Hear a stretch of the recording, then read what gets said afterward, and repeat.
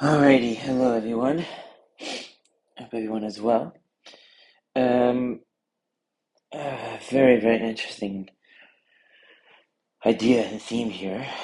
Uh, One that is just intertwined with some very basic, but as always misunderstood or just not understood ideas and concepts. So hopefully it will do a good job at attempting to explain what's going on. So the pasuk says, "Ele pekude hamishkan mishkan ha'edus," because these are the countings of the Mishkan Ha'edus. So Chazal immediately they jump on the double lashon, and Rashi brings it. He says that Mishkan and Mishkan Shnei Palim Remez LaMikdash Shenismashkein B'Shnei Chobarn Al Avanesehen Shal Yisrael. This is a remez to the Mikdash, which was essentially collateral, and it was used as collateral, and it was taken, collateral. Und in Tu Chabanin, the Beis Hamikdash, in terms for the sins of the Jewish people. And in Mishkan HaEdus, Rashi learns, Edus LiYisrael, Shevit Lehem HaKadosh Baruch Hu Ma'aseh Egel. It's an Edus to the Jewish people that there's a vater for them in the Ma'aseh Egel, Shari Hishno Shinase B'neim. Because you see that the Shechina is amongst them. So, really, a lot of different questions, but let's ask a few and let's see if we can come out with something worthwhile. So, Pashup Pshat, it's kind of hard to understand what Chazal are trying to say over here. You say Mishkan, so what they're saying that it was Nismashkin. So a Mashkan is a collateral. Collateral means that something was loaned. If something was loaned to you, then you didn't pay back, so the collateral is taken. So, in what way is the Mishkan a collateral? And what is the collateral? What is it for? What is the collateral for? What did HaKadosh Baruch Hu loan us that he's taking a collateral? It seems to be a very inappropriate fashion to describe the idea of a Mishkan. And weiter, what are they really saying with this? Is it a cute play on words? In what way is the idea of something being a Mishkan also it being a Mashkan? What is the aside of that? How does that work? How are those two words connected? Why are they the same word? And then you have weiter Akasha that, l'chayra, it seems to be a little bit of an inaccurate description of the events of history to say that the destruction of the Beis Hamikdash was a mashkon. The destruction of the Beis Hamikdash, HaKadosh Baruch Hu says, if you do the wrong thing, I'll kick you out. I'll kick you out right to straw. You're going to be gone because it's a result of your meisim that you did something wrong. It seems this idea that it's like some sort of collateral for something that was loaned, and that's all that was happening. It wasn't just a punishment for they did it wrong, because people who do things wrong deserve punishment. Where do we know from? Why do we think that it's anything more than that? What is this idea that it was that the destruction of the Batei Hamikdash were collateral? What is that idea? It seems to be a very foreign concept, and try to understand what the yesod is. The other inyan that's brought down here is an interesting inyan regarding Mishkan HaEdus, which is that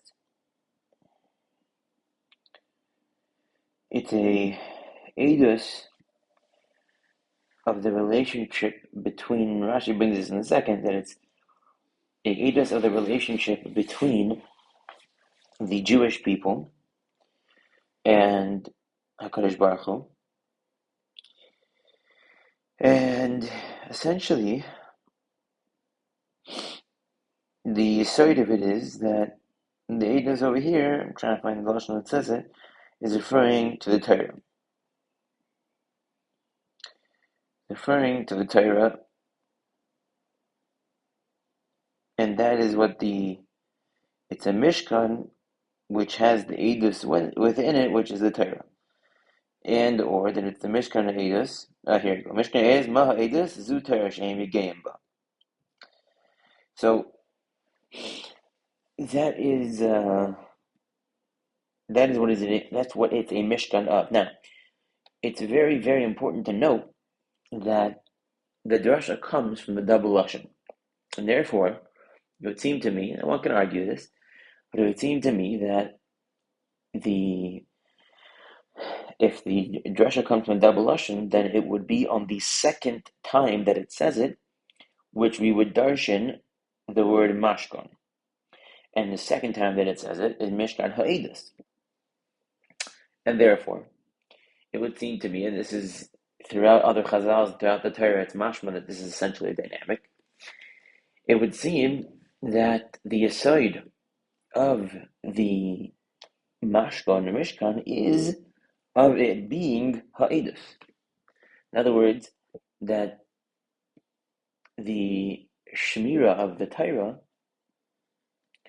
is what turns the Mishkan into a mashkan, because of the fact that the Mishkan is meant to be made, that we kept the Torah and kept our relationship with HaKadosh Baruch Hu. And so that is just an important deal that I think is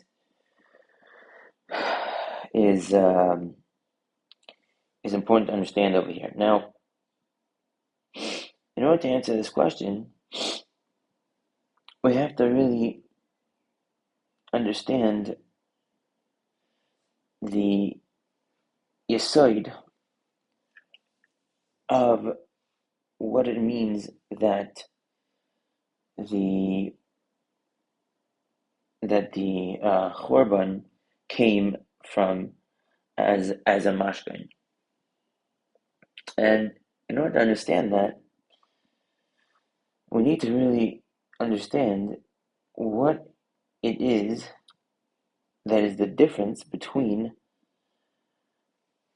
the Goyim and the Yidden.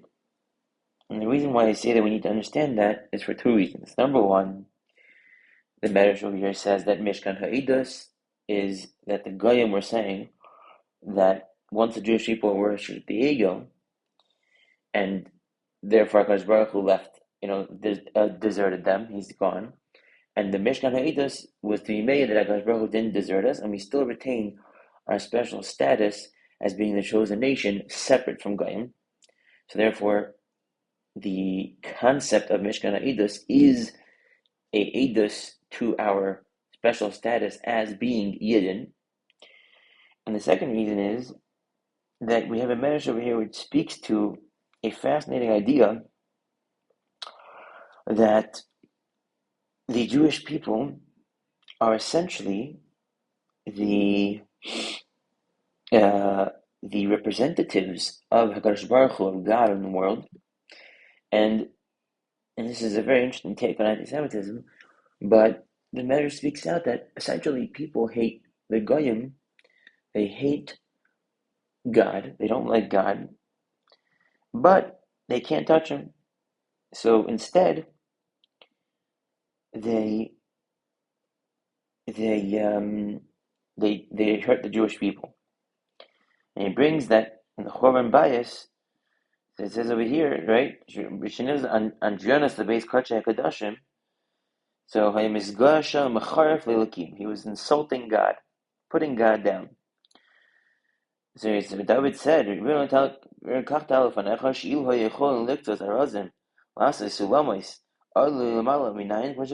okay. Okay? שנאמר אלוקים עשה, ואמר כל אלו על ידי שנשמש כן על ידינו. שנאמר אלה פקודי המשכן, משכן העדות.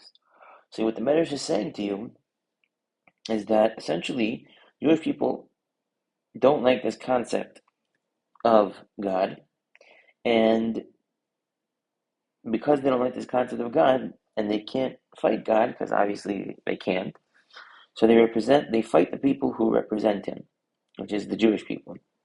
And the way that this Medrash says that it's Mashkin Ayodinu is that we are the mashkon of God.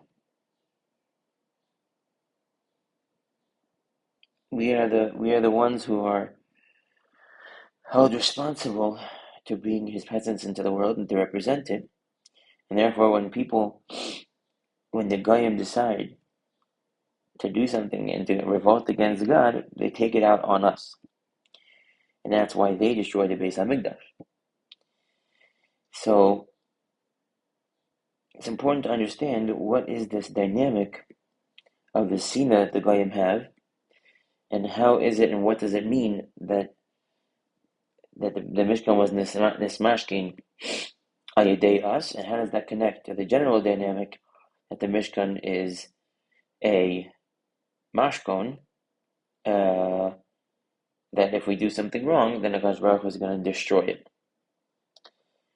So, simply speaking, in order to understand this, what we have to do is we have to understand the simple difference in dargus between the Yid and the Jew, and what the etzem it means, that what does it mean about us, and how does it shape us, the fact that we are in this relationship with HaKadosh Baruch Hu, and that we have the Mishkan. What does that really mean about us, and why, therefore, when we understand that, I believe we'll be able to get an understanding into why it's a mashkan.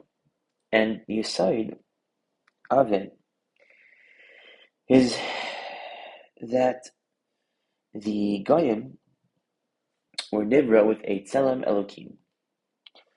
Right? The Goyim were nivra with a tzelem Elokim. And then Yisrael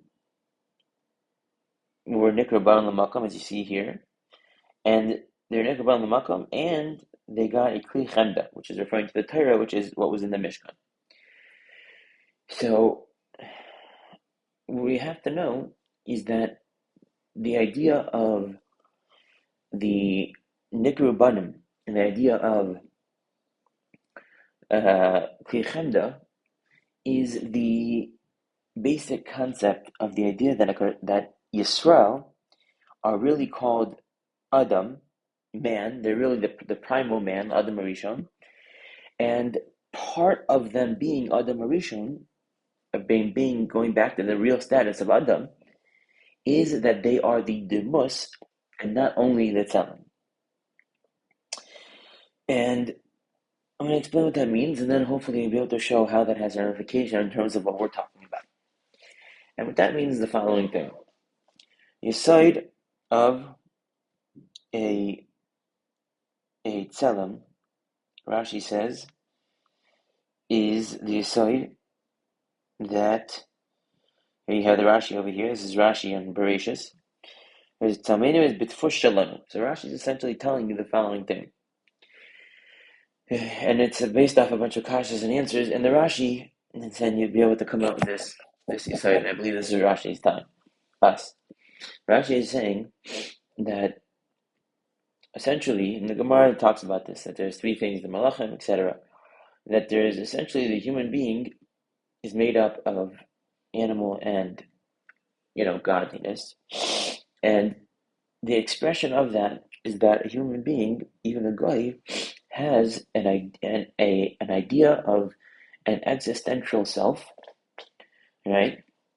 And the idea of an existential self, which includes all sorts of higher level emotions like love and honor and desire, even if it's not animalistic, is included in having a tzelem. A tzelem means that they have a part of them which is existential. It exists on a realm of identity and theory, and allows for operation on those realms, even if nothing is seen in the physical world, which can be described as those emotions, right? The truth is that most things that happen in the world with people, etc., are really based off this idea, right? That I feel one way, you feel another way. All these feelings are not don't exist in reality. They are mechanisms that operate within an existential fashion in which the person views himself, and that thing, that being that he identifies himself with, has can be hurt emotionally, etc., etc., etc. So it's the idea of having an existential self. That is the tfus of spiritual beings of HaKadosh Baruch Hu. That is the tzelem. And according to the Rambam, that comes with inherently the idea that a guy, if he keeps Shabbat mitzvahs, and he has that standard, that he reserves his tzelem, and because he's in the tzelem of Elohim, he can actually get Olam Haba. He can enjoy the feeling of Olam Haba. So that's the tzelem Elohim. The mus, Rashi says, is lahavin ulahaskil. Rashi says that the idea of a demus Elohim is lahavin ulahaskil, which means that Rashi is telling you a very mind-boggling insight. Lahavin means to understand something, and lahaskil is the idea of understanding something to the point that you are able to take that understanding and incorporate it in a manner in which it comes out that it leads to a change and elevation in the person that you are. And you have Lashonos all over Tanakh that relate this idea of Lahavin Lahaskil for sure, with Limud HaTorah. Right? Yeshua Moshe Sefer Torah Zemipicha is Laman Taskil Eisko Asher Taseh. We have in Avinu Avarachman and Avarabba, right? In the songs, not the song, but it's Lahavinu Lahaskil. Yishmaya Limoidu Lam Yidishmar Asas Kodiri Samatar Sefer.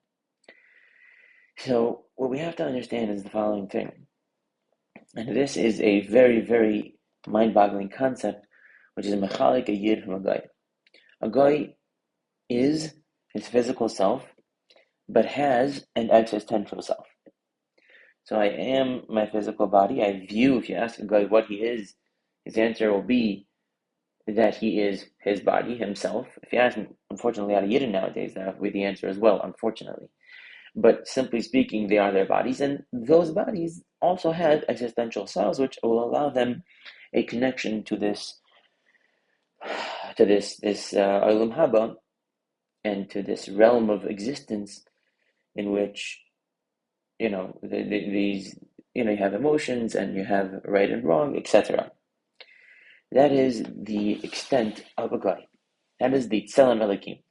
Then you have a Demus Elohim. A Demus Elohim is something much, much different, and that includes within it many, many different precepts and ideas of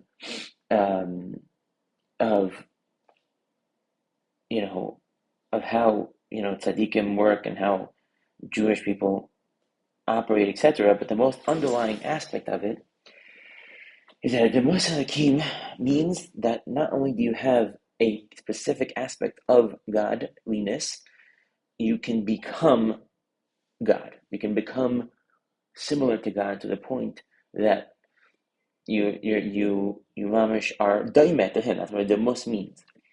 In fact, the Medrash speaks out that when HaKadosh Baruch Hu created the first man, Adam Rishon, again, I'm not going to show you all the Midrashim. If anybody wants the Midrashim that I'm referring to prove a certain concept that I'm positing, I'm more than happy to direct them to it. It says in the Medrash that the Malachim started bowing down to Adam Rishon because they thought that he was God.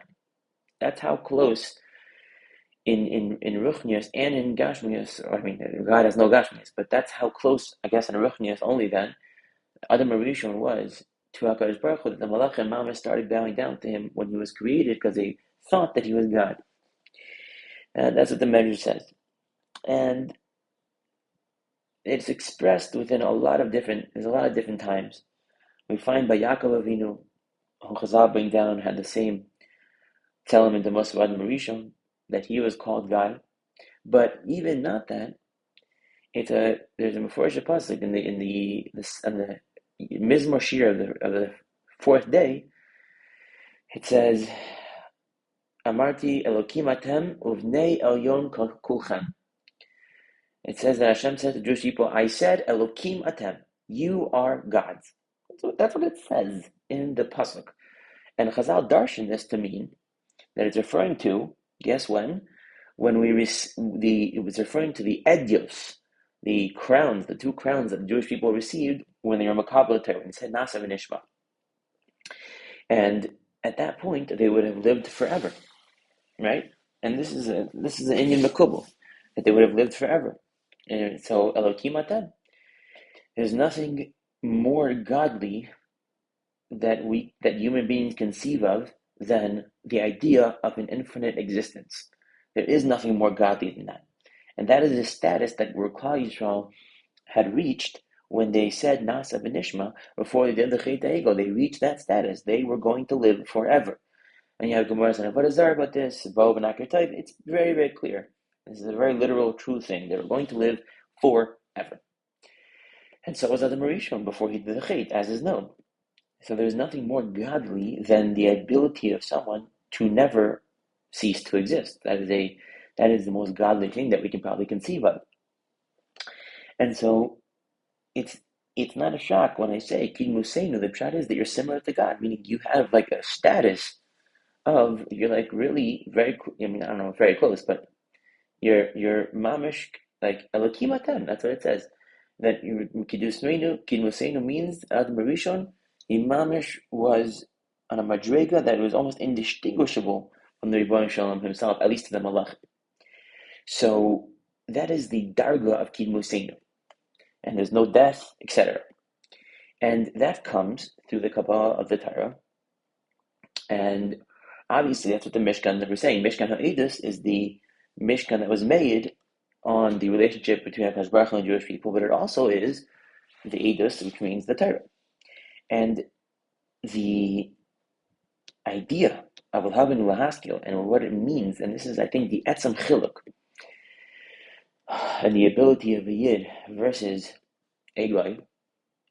And by the way, this comes out in the most basic sense in the concept of marriage, because only Adam Rishon and Chava together were an Adam, right?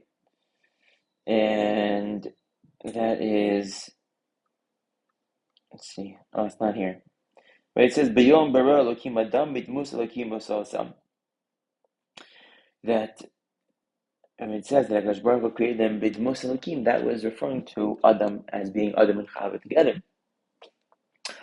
And the aside of what that means, and we spoke about this in the past, and this is really the basis of the entirety of the journey of the Jewish people, and it's the same exact concept that occurs in marriage. It's a very, very important, deep concept, which is that what happens is the idea that Demus means that we are like God, and we become like God in the manner that we have the ability to create and recreate. On the level of Torah, what that means.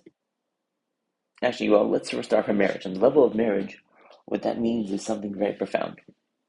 And that's the following. Is that on the level of marriage, what it means is that we know that the true concept of shalom, and this is probably why HaKadosh Baruch Hu's name is Shalom, which you find in the Gemara Brachos, is that Shalom comes from Shalem, which means whole. That's what it means. So if someone has Shalom, there's Shalom bias, if there's Shalom between a man and his wife, it means that they are whole. What does that mean, they are whole? It means that there is no chiluk between them. They're inseparable, and they're not two different things. They're one whole thing. Now, what that means in the practical experiential process of what true shalom means, again, most people don't necessarily have this, but what it really means is, and the Rambam brings this out. He brings this out when he says that a person has to mechaber ishto yoser migufo. Maharal Shiva explains in Bechlan Zweigstite that the idea of kaved and mechabed, as kaved is heavy, it's weight, is that the idea is that it has to be that you give weight to, you give priority to, you give importance to your ishto yoser migufo, more than yourself. And what that does is, and this is something that I think is a pliyas de kazach, that if someone actually commits to do this in their marriage, then they will achieve real shalom, which is that you put another person and their priorities and their life as the main barometer for how you assign value, which means that if you have a wife and you want to do real shalom, the way that would work is that you wake up in the morning and you say, before you even address what am I okay and what's with me, how do I feel, etc. The shala is what is my wife? How is she doing? What does she want? How does she want to, is she feeling okay? Is she not feeling okay? And in terms of your entire life, it becomes revolving around assigning priority based off the perspective and the relevance of somebody other than yourself, and vice versa. And that concept of being able to assign priority in your life based off a relationship with someone, to the point that someone will now become the main factor in how you assign priority and significance to events and ideas, etc., is what allows for a recreation of yourself. Because it's essentially viewing yourself in light of another being. And the way that happens experientially is by caring and giving more importance and weight, kaved, to what your wife wants and desires and needs over yourself. And that is a process, and in that process, one recreates himself and expands himself to include another person as part of the definition of what he is. That is the yesod of a Adam, and that is the process of being an Adam, and it's also the concept of demus, because we know that Chazal say that, and this is really what lahavinu lahaskel means, is that Chazal say that a person is never you can't be kind of Torah, you can't acquire Torah unless you're meimis atzmai aleha, unless you're able to kill yourself over it. And people just think this means, it's like an analogous issue where it's like, it just means you work very hard on learning Torah and you're constantly learning Torah and you're a master. That's not what it means at all. What Chazal are saying is something very, very real. What they're saying is that a person, when he comes to learn, automatically comes with ideas and notions based off of what he is. So he is a certain thing, and that has certain biases and implications. In order for Torah to be nikneh by somebody, it has to become who they are. And it can't become who they are if they constantly are fighting against it internally with their own biases of how they should operate, of how reality works, in all these things. So mimela, a person has to kill himself. What that means is that a person has to completely uproot, which is a very difficult thing. He has to completely uproot all of the biases that come from the way that he has defined himself up to this point.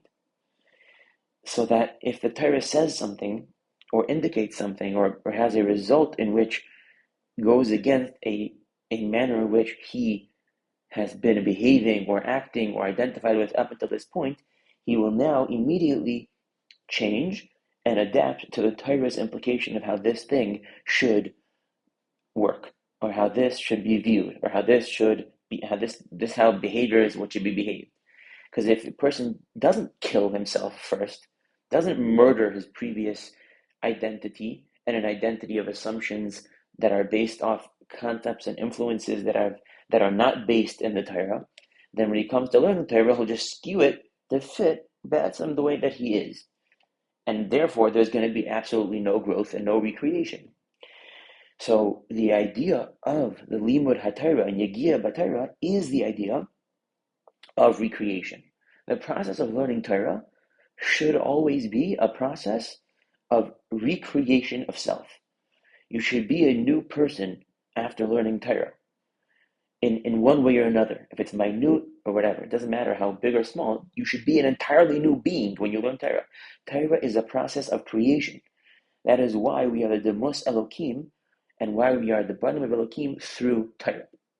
And this is in many, many, many places throughout. Chazal talks about the idea of Tzaddik Amar Vayakum, that there's a concept like Tzaddik Geizer v'Kadosh Baruch Hu Mekayim. That's one place. Tzaddik makes a decree and a Kadosh Baruch Hu. Then you have anyone who says Vaychulu, that's a shut of the Kadosh Baruch Hu. Someone says Vaychulu, he's a partner with God Ma'aser Bereishis. Dayanim, if a Dayan, he does Dayanis, he's a shut of the Kadosh Baruch Hu Ma'aser Bereishis. What that means is that we are partners of God in creation. That's what it means. It means that demuso means that we are similar to God. We are creators just like God is a creator. And we have the ability to reach that through being a demos elokim. And that is the darga of the having the Torah and of being banim lamakom. And therefore, the concept of the Mishkan being a mashkon is that when HaKadosh Baruch Hu is Shayra and Shechina among us, there is essentially two options when it comes to someone representing Mitzias and being Mitzias. And there's a medrash that talks about this as well, which is that HaKadosh Baruch Hu shafach chamas al eitzim va'avanim. That's the lashon of the medrash, that instead of destroying us, HaKadosh Baruch Hu destroyed the two Batei HaMikdashim instead of destroying us. I can find you the medrash if you want. I can send it to you. And essentially what that means is that if my identity and who I am and the value that I add to the world is in terms of Demos Elokim, that I represent HaKadosh Baruch Hu, I represent God, then when I no longer represent God, my value disappears. Because that's the darga that I committed to. That's the darga that I became. That's what I became.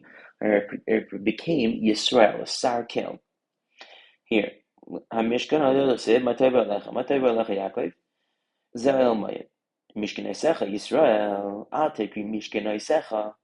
Don't read it Mishkan Eisecha, Ela Mashkan Eisecha Yisrael, which is our whole parsha as well. ShaMishkan U'Mikdash Yismashkenu Ayidei Yisrael Be'eshachatu. Right?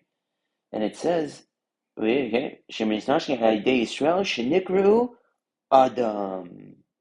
So you see, this is one of the biggest rayas for me. That it's the Medrash is tying the idea of the mashkan of the Beis Hamikdash Ayidei Yisrael to the fact that they're called Adam. What is an Adam? An Adam is the Demos Elokim. The Demos Elokim is tied directly to the fact that we are similar to God. And this Medrash is saying that it's Ayidei Yisrael that it was Nismashkin because they're called Adam.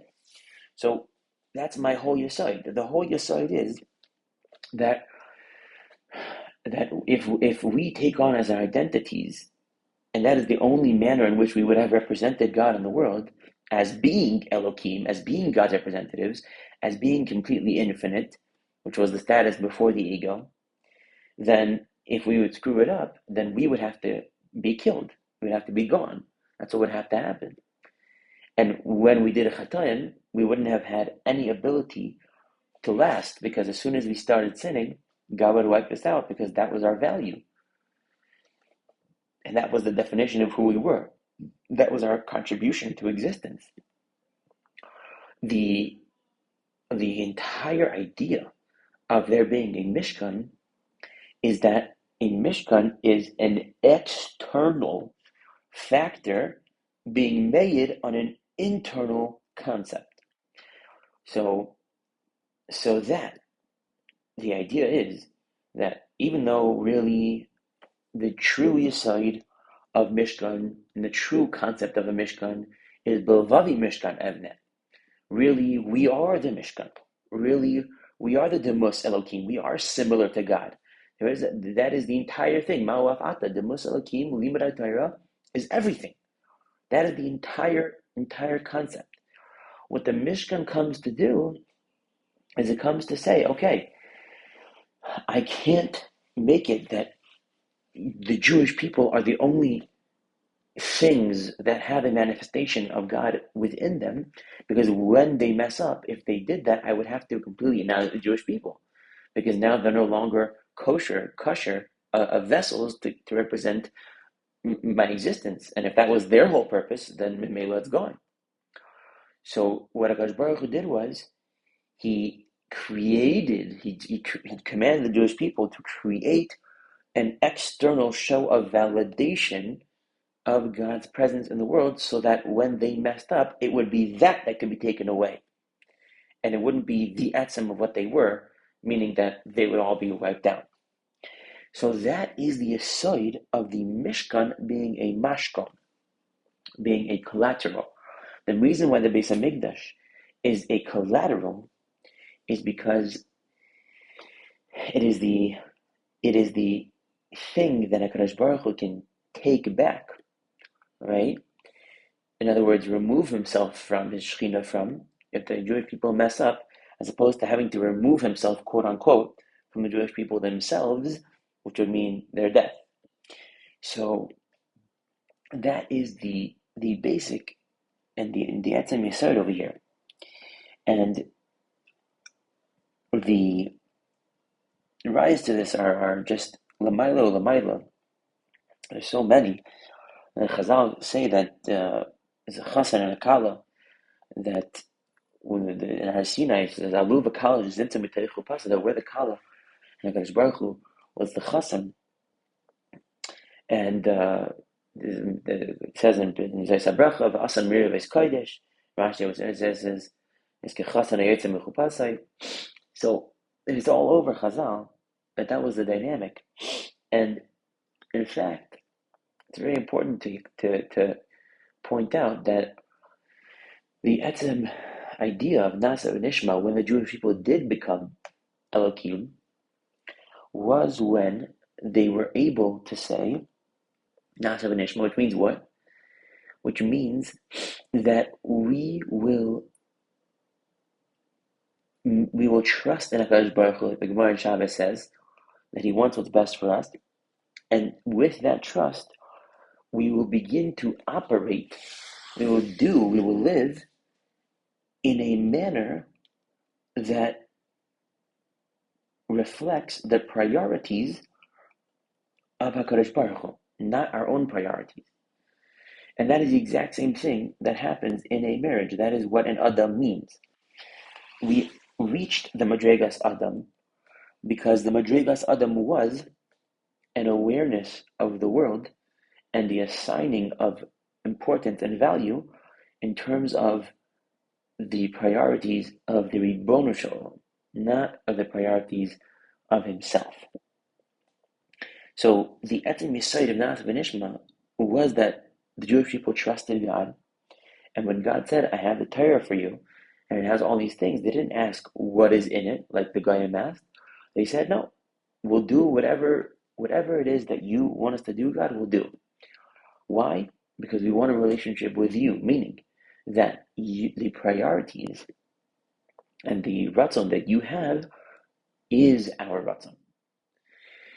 And that is the Yesod of Nasa v'Nishma. And once you incorporate God into your identity and commit on a real level that all of his priorities are your priorities, then you become him. You become like him, and that's why Ani Amarti Elokim Atem. That's Chazal say that was referring to when they said Nasa v'Nishma. They became Elokim. They became gods. They were never going to die, and because they incorporated Hakadosh Baruch Hu into their identities, and therefore that was Hakadosh Baruch Hu's reward to them. And Mimela, we can now, I think, maybe provide an interesting insight into this idea of the anti-Semitism idea, which is that it seems to be that the aside of, I don't know if it is, but it's possible to say the aside of the anti-Semitism is the concept of kina, but it's a kina which is impossible to alleviate because of the fact that it's a kina which the person knows that he does not have the potential to ever achieve that the same thing that the person who he is jealous of is achieving. So that is why it is the most dangerous type of thing, because, and the reason why it lasts for so long and is constant is because that is why, because the idea of what the Jewish people represent is the Demos Elokim. We are the representatives. We are the expression of HaKadosh Baruch Hu in the world. We are the Am HaNivchar, right? And that idea, to get to that level of the ability to create and recreate ourselves and through encompassing, through Adam, etc., is something that the Jewish people are not capable of, and they never will be capable of it. And Memela, it's just a sinna towards something, and a kina, jealous of something which you can never achieve, and therefore it is it's a hate which comes as a result of the definition of what you are, which is in a very deep, deep, deep, deep concept of hatred. And I'll end off that I think it's brilliant, whichever Yidden were miyaseid in America, the concept that success means that you have a lot of money. I think that was a very, very brilliant move, just because, that's really the saving grace, of America, because you have the idea that having a lot of money equals being successful in most people's minds. And therefore, money is something that anybody can get. But the real definition of success is that a person is constantly recreating himself and is living his life by the values and beliefs that he holds and is continuing to grow into and re-understand and reimagine. And the other way in which the Torah gives us the status of the Demos Elokim, of creators, is because, as we know, that the Torah is the Kli Chenda, as the Mishnah says, that the Torah is the Kli Chenda Shabai Nivra Ha'olam. And that was given to the Jewish people, which means that the Jewish people have the ability to create and affect the world. And the Kaviyachal have control over it to a very great degree because of the fact that they have the Torah, which is the document in which the world was created. And therefore they have the ability to create worlds and Machrivan, and the Meir talks about by Yaakov Avinu, etc. But that is the basic yesod over here of what a Yid really is. So I think that just the Nakuda or two Lamaisa is that the next time that we approach Limud Torah, we have to understand that the act of limud Torah is not. That's why probably we make the bracha of lasek b'divrei ser. The reason why it's an asek is because it's not an act of limud. You're not just learning something. You are creating something. You are recreating yourself. If you learn Torah and you do not have any new sense of self-expression or any new idea of a manner in which you will proceed in the world, then that learning of Torah was not significant. It was not the darga of Demus Elikim. That is one nekudah to be taken from this. The second nekudah to be taken from this is to realize how important everyone takli is, how important you are as a Jewish person, because what being a Jewish person gives you is lohavinu lahaski, like Rashi says, that you're a demos, and what that means about you is that you can become an Elohim, essentially. You have the ability, the potential to become like God Himself. And Amarti Elohim atem. That's what true limud Torah could lead to, and it makes us shutafim, partners to God in Ma'aser Bereishis. That's what it does. And so it's important to meditate upon that fact and to realize just how chashuv and unbelievable you are and Evi it is in this manner, and to allow the ramification of that concept to give you the boost that's needed to recreate yourself in a manner that is in line with HaKadosh Baruch Hu's priorities for you and for existence in general. Shabbos.